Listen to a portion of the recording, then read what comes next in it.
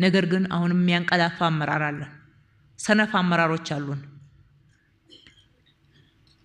በቃ ቦታዋን መያዝ ግብ አድርጎ የያዘ እዛ ጋር መቀመጥ አርክቶታል።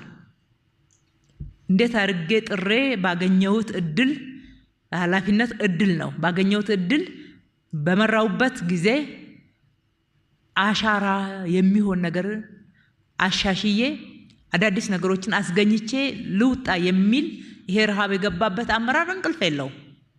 አዩኝ አላዩኝ የሚል መመዘኛን ትቶ በስራ ተክቶ የሚቆጠር የሚታይ ለውጥ ትላንት እሱ ከነበረበት አዳዲስ የተመዘገቡ ለውጦችን የሚያሳይ ባይናገር ስራው ራሱ አፋውቶ የሚናገር ስራ ለመስራት ይጣጣራል። ከተማዋ በዚህ ነው የምትመራው።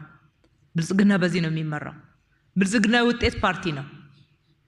የብልጽግና መንግስት በውጤት ነው በቃ አመራሮች የሚመዝነው። እኩል አለመትጋት፣ ተጃምሎ መሄድ። መጃመል ማለት አሁን 95.3 በላይ ፈጽመናል። እንደ ከተማ ልክ ነው። በ6 ወር ፈጽመናል። ሁሉም ሊናገረው ይገባል። ይሄ ሪስትሪክት ለማድረግ አይደለም። ግን እሱም በዛ ልክ ዲሊቨር እንዳደረገ ይሄ እኮ 100% የፈጸሙት አቬሬጅ ጭምር ተወስዶ እኮ ነው።